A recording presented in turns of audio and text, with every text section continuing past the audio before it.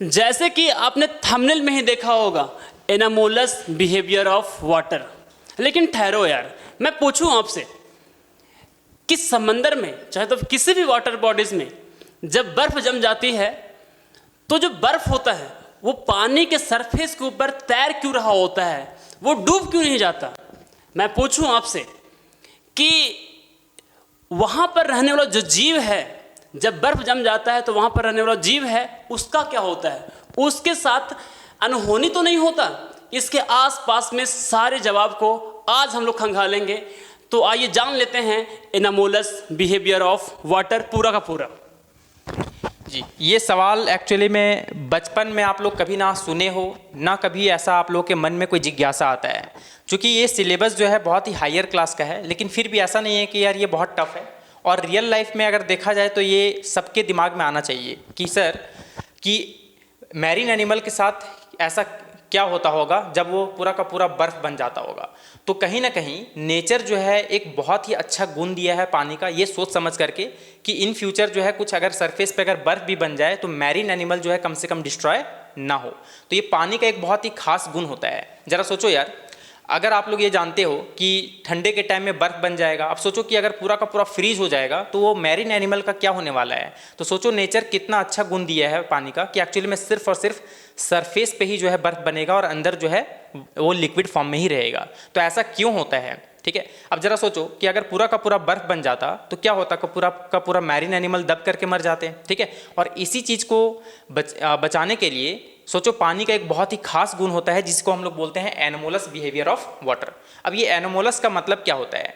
Anomalous का मतलब होता है अनएक्सपेक्टेड, मतलब जो हम लोग सोचे नहीं होते हैं कि ऐसा कुछ होने वाला था। ठीक है, तो ऐसा कुछ हो जाता है उसको हम लोग बोलते हैं अनयूजुअल। ठीक है, अनएक्सपेक्टेड। ठीक है, तो जैसे अगर मैं एक एग्जांपल दूं तो सपोज कि आप लोग बचपन में क्या करते थे कि पापा से रूठ जाते थे और पापा कुछ चॉकलेट या फिर कुछ गिफ्ट ला करके देते थे मनाने के लिए। ठीक है, तो आप लोग इस चीज़ को सोच लिए कि हाँ मतलब मुंह फुला लेने से मतलब पापा से कुछ गिफ्ट मिलता है। तो आप लोग क्या किए, अगला दिन फिर से वही किए, तो पापा थोड़ा और बड़ा गिफ्ट लेकर के आए। फिर अगला दिन और गुस्सा हो गए आप, ठीक है, तो पापा और बड़ा गिफ्ट लेकर के आए। अब अगला दिन सोचे कि आप तो बहुत बड़ा वाला गिफ्ट चाहिए। ठीक है, तो आप लोग क्या किए कि 2 दिन से जो है मुंह फुला करके रखे हो, तो तीसरा दिन एकदम गारंटी है कि पापा बहुत बड़ा गिफ्ट लेकर के आएंगे। तो आप लोग सोचे कि आज तो बहुत बड़ा गिफ्ट मिलने वाला है। ठीक है, तो बस उधर से पापा आए, फायर हुए और एक झापड़ में पोस्टर बना दिए। ठीक है, तो आप लोग ये एक्सपेक्ट नहीं किए थे, आप लोग सोचे थे कि कुछ बहुत बड़ा गिफ्ट मिलने वाला है, लेकिन गिफ्ट तो मिला, लेकिन फोटो फ्रेम के साथ माला। ठीक है, तो ऐसा भी हो सकता है।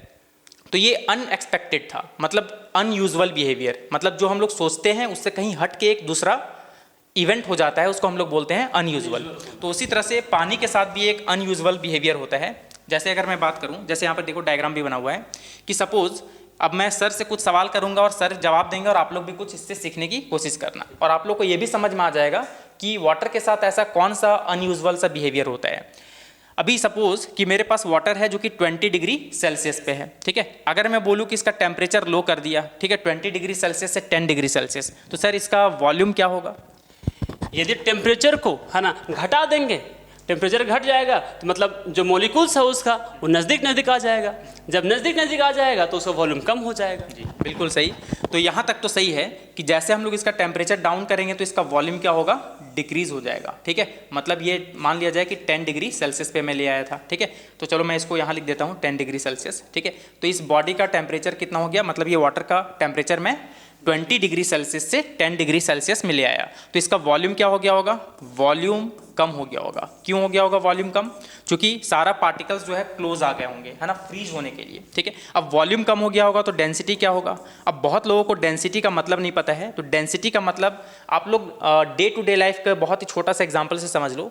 जैसे दादी नानी हमेशा बोलती हैं कि इसका बाल बहुत घना है या फिर इसका बाल बहुत पतला है। ठीक है, तो घना से आप लोग समझ सकते हो, अगर सपोज दैट कि आपके खोपड़ी में, ठीक है, अगर गिन चुन करके 4-5 बाल है तो क्या उसको घना बोलेंगे? नहीं। इसका मतलब है कि आपके खोपड़ी में जितना ज़्यादा बाल भरा हुआ है उतना ज़्यादा घना होगा, मतलब नंबर ऑफ पार्टिकल्स ज़्यादा होना चाहिए। ठीक है, तो देखो यहाँ पर अगर सपोज करो कि इतना वॉल्यूम बहुत ज़्यादा था, यहाँ पर सपोज कि 100 पार्टिकल है, लेकिन उसका वॉल्यूम को क्या कर दिया गया, कम कर दिया गया। अब कम वॉल्यूम में उतना ही पार्टिकल्स है, मतलब number of particles per unit volume बहुत नज़दीक नज़दीक आ गया, मतलब इसका डेंसिटी बढ़ गया होगा।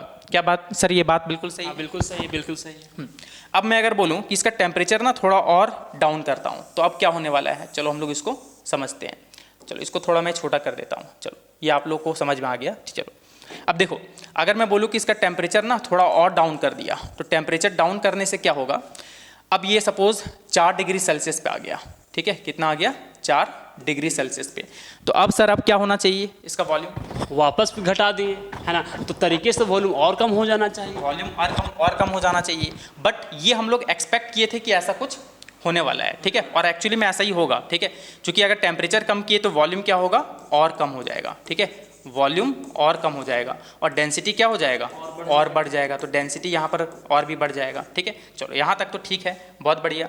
अब अगर हम लोग इसको बोले कि नहीं थोड़ा और इसको हम लोग आगे फर्दर यही वर्क को करते हैं, ठीक है।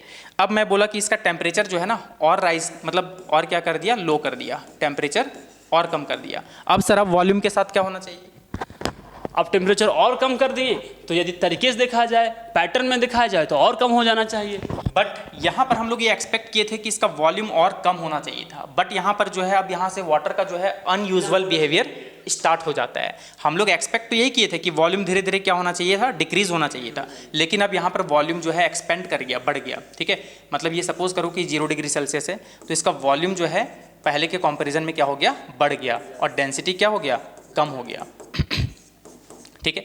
तो देखो यार, जो 4 डिग्री सेल्सियस होता है ना, ये एक्चुअली में वॉल्यूम सबसे मिनिमम होता है, ठीक है, वॉल्यूम सबसे मिनिमम होता है, इससे मिनिमम और कुछ हो ही नहीं सकता है। और डेंसिटी जो है मैक्सिमम होता है, ठीक है, डेंसिटी क्या होता है, मैक्सिमम, सबसे मैक्सिमम डेंसिटी यही होगा, ठीक है।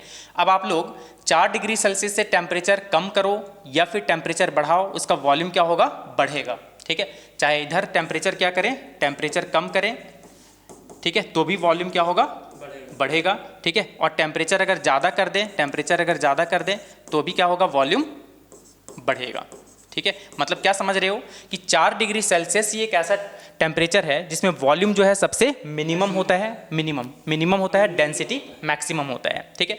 अब देखो इसी चीज़ की वजह से जो है ना, अब देखो, अब अगर और टेम्परेचर अगर लो करेंगे तो क्या होगा पता है, अगर हम लोग इसका टेम्परेचर और लो कर दें तो फर्दर क्या होने वाला है, हाँ, और एक्सपेंड करेगा, ठीक है।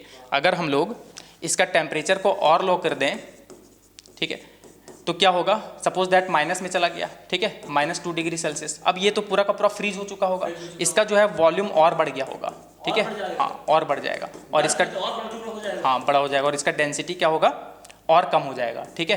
तो इसीलिए बर्फ का जो डेंसिटी होता है कम होता है, यही अनयूजुअल बिहेवियर की वजह से। अगर ऐसा नहीं होता तो मैरीन एनिमल डिस्ट्रॉय हो जाता, ठीक है। अब हम लोग समझते हैं कि मैरीन एनिमल कैसे बचते हैं, ठीक है। चलो इसको हम लोग हटा देते हैं। जैसे सपोज कि ये अपना समंदर है, ठीक है। अभी सपोज करें कि इस वाटर का जो है ना temperature suppose that 10 degree Celsius है, ठीक है। अब रात के टाइम में क्या होता है, या फिर विंटर के टाइम में क्या होगा कि धीरे धीरे टेम्परेचर लो होगा। सपोज दैट सराउंडिंग का टेम्परेचर है 6 डिग्री सेल्सियस, ठीक है। तो सबसे पहले ये वाला टेम्परेचर कितना हो जाएगा, 6 डिग्री सेल्सियस। अब बताओ इसका टेम्परेचर लो होगा, टेम्परेचर लो होने से अभी क्या सीखा था कि टेम्परेचर अगर लो करेंगे, ठीक है, तो क्या होने वाला है, वॉल्यूम क्या होगा, अगर टेम्परेचर अगर लो करेंगे तो वॉल्यूम कम होगा, ठीक है, क्योंकि समझ लो कि पार्टिकल्स नज़दीक आने वाला है, ठीक है, और डेंसिटी क्या होगा, ज़्यादा होगा। तो डेंसिटी अगर ज़्यादा होगा, अब देखो यहाँ 10 डिग्री सेल्सियस था, यहाँ भी पहले 10 डिग्री सेल्सियस था, अब सराउंडिंग की वजह से यहाँ 6 डिग्री सेल्सियस हो गया, मतलब टेम्परेचर कम हो गया। टेम्परेचर कम होने से क्या होगा, वॉल्यूम कम होगा, वॉल्यूम कम होने से डेंसिटी ज़्यादा होगा। अब डेंसिटी ज़्यादा होगा as compare to 10 degree Celsius वाले के, तो ये क्या होगा, सिंक कर जाएगा। हम लोग जानते हैं लॉ ऑफ फ्लोटेशन कि जैसे जैसे डेंसिटी ज़्यादा होता है वैसे वो डूब जाता है, ठीक है।